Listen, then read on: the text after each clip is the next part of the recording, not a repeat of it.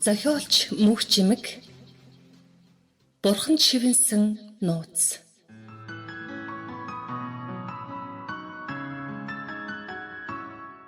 Шөнийн 22 цаг 53 минут. Нансагийн нөхөр гэртээ ирээгүй л байлаа.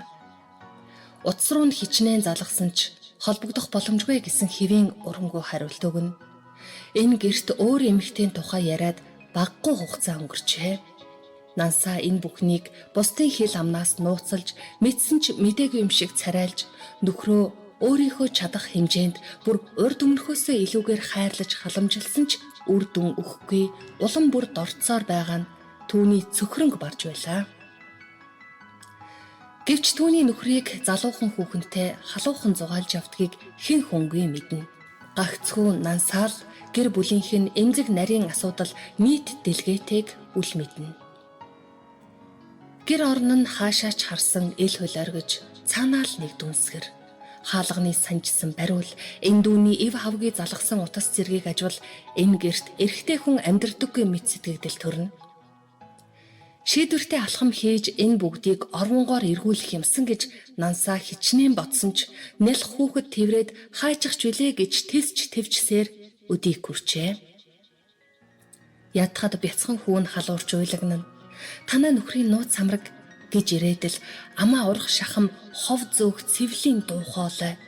Чамайга ямар ч нөхцөлд хаяхгүй, ганцаар дуулахгүй, хуурахгүй жаргаах болно гэсэн нөхрийнх нь амлалт санагдаж, би л хүнээ буруу таньж гэж өөр хүнтэй болсон нөхөртөө биш, өөртөө буруу өгч, дүрлгэр нүднээсээ бөөн нөлмөс сунган суутал, гэнэт тог тасарч, сэтгэлийн сүүдэр гэрийнх нь харанхуй нэмэгдэж, урдаа ямар зам байгааг мэдэх нь бүхэл ганц хоёрхан алхмын цаана ямар зүйл байгааг тааж тааварлашгүй хүрлээ.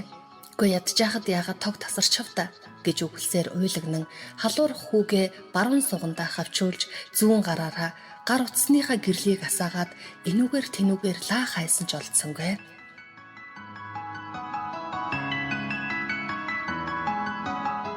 Удаан хугацаанд цаглашгүй төвчээрээр хязгаарлаж ирсэн уур бухимдал гомдол хурсал нь яг энэ мөчөд сад тавьж хамаг чадлаараа хашгирмаар стегвэс багтарч өгөх гэж байгаа юм шиг зүрхэн дэлсэж биеийн чичирч өөрийн ирэхгүй эд тогшлоо тачигнуулан нөхөртөө бэлдсэн хоол тэр хаваар байсан аяг шанах төмпөн саваа бүгдийг газар унгаж чангаар бүр хамаг чадлаараа хашгиран уйлж эхэллээ.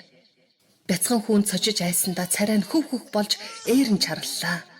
Нансаа үнэндээ тийм ч сайхан амьдрал туулаагүй нэгэн. Хүний арга ив олж, айлын хоол хороож, унаж босч явахдаа ийм цөхөрлийн нулимс унгааж байгаагүй санагдана. Багтарч шархалсан сэтгэлээ хэн нэгэнд нээж дотроо онгойлгомоор бодогдно.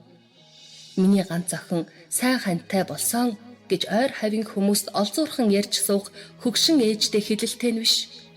Төрсөн ихч дүү аль эсвэл ахтай байсан бол нууж хаах юмгүй ховлогсон. Төрсөн ах дүүтэй байсан бол энэ хүн нүүрэн дээр минь ингэж доромжлоо ч үгүй ч гэж бодож гэрэл тасарсанд биш нөхөртөө ууралсан уураа гадагш гаргаж байж сая л нэг юм тайвширлаа.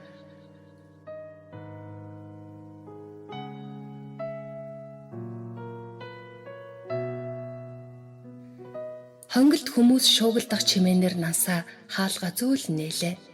Гал хамгаалагч нь шатцсан байна. Маргаашил цахилгаан чинь дуутахаас харин одоо хэн нэг нь лаанд гарыг да гэж хажуу айлын эхнэр нөхөр ярилцгаажээ.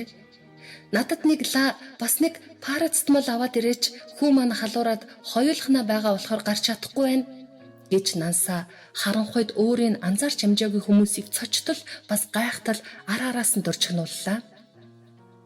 Оо Нансаа юу? Миний дүү сайн уу? Нөхөр чинь хайцсан юм бэ? Гэсэн хөршийнхөө асуултанд манай нөхөр хөдөө явсан гэж худлаа хэллээ. Ганцаараа эвгүй байгаа да. Ах нь баг охиноо хантай хонуулах уу? Зүгээрээ манай хүн өнөө шөндөө бараг ирэх байх гэж хариулчаад гэртээ орж төрөвчээ уудалж мөнгө өгөх гэтэл түүнд ердөө 180 төгрөг үлдсэн байлаа. Хамгийн ядуу оюутнаас ч 7 дор Нансаагийн амьдрал. Өдөртөл 1500-аас 2000 төгрөг зарцуулах хэрэгтэй. Хүүгээ салхилуулангаа нэгж инээтэрэгээ авдаг мөнгө. Өөрийн мэдлийн 5-10 мөнгө төгрөгийг ойрын үед алган дээрээ тавиагүй санагданаа. Хүү Нансаа хоёрт зарцуулагдах ёстой мөнгө юунд яаж зарцуулагдж байгааг таашгүй. Нүсэр хорим хийж, сайн айлын сайхан хүүтэй суулаа. Одоо ч миний жаргах цаг ирлээ гэж бодож байхдаа ингэж их ганцаардаж, ийм өрөвдөлтөй амьдрнаа гэж мэдсэн бол кинон дээр гардаг шиг хормын дайшинцтайгаа хаашаач хамаагүй зогтох байсан. Энэ бүгдийг ухаарч сэхэрч амжаагүй байхад үр хүүхэдтэй болж амьдрал түүний хүсэл захирагдах биш. Харин түүнийг өөрийн эрхээр залж хөтөлж эхэлсэн. Энэ тухай эрх цүүлж суутал хаалганы хонх дугарлаа. Лаага бас эмээ аваарай миний дөө. За баярлаа гэд мөнгөө өгөхөө мартсан дүр хэсгэн хаалгаа хаагаад лаага асааж хүүдээ эм өглөө. Гэрт бүдэгч ихсэн гэгээ орж хүүн тайвшран унтах тийшээ хандаж байна. Ер нь надад сайхан амьдрал ирэх болоогүй мүү гэж хинээсч юунаас ч юм гомдолтойгоор асууж хүүгээ тэрэн нааш цаашаа холхино. Гэнэт түүнд 6 жилийн өмнөх явдал бодогдож эхэллээ. Нансаа тэгэхэд эхнэртэй хүнтэй дотносож байгаад баригдан бөө юм болж хумсны зоригтой үлдэж билээ. Энэ бүгд яагаад өчигдөр болсон юм шиг бодолд хурна вэ? Үгүй би түүнийг эхнэртэй гэж мэдээгүй гэж өөртөө хэлж энэ бодлыг даамжирхаас нь өмнө зогсоож өөр зүйл бодох гэтэл эхнэртэй гэдгийг мэдснийхээ дараа ч гэсэн уулзтгэл байсан гэж хэн ч юм хаанаас ч юм шивнэх шиг болж нөхрөө өөр эмэгтэйтэй байгааг харсан тэр л эмэгтэй гайхаж балмагдсан царай Нансагийн нүдэнд харагдлаа. Тийм. Гэхдээ би өөрийгөө татаад авсан штэ. Яагаад энэ бүхнийг надад бодогдуулаад байгаа юм бэ? Бурхан минь гэж өөрийн мэдлгүй шивнтэл. Тийм л учраас ийм л болохоор нөхөр чинь ингээд гэсэн хэд 3 үг давтамжтайгаар бодогдож өөрийн энэ хэцүү зүйлийн хариулт нь олдох шиг боллоо.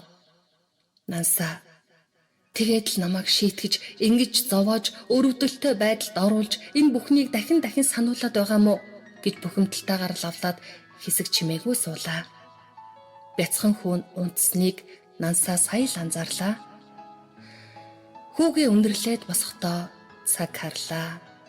Шөнийн 1 цаг 32 минут. Нансаа гинэт өвдөг сүгдэж суугаад намайг уучлаарай.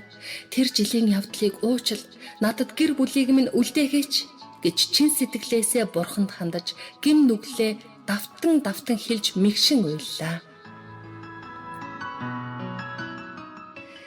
Яг тэр л мөчөд түүний нөхөр хэн нэгэн эмэгтэйд намайг уучлаарай, баяртай гэж хэлчихэд гэрийн зүг алхаж байлаа.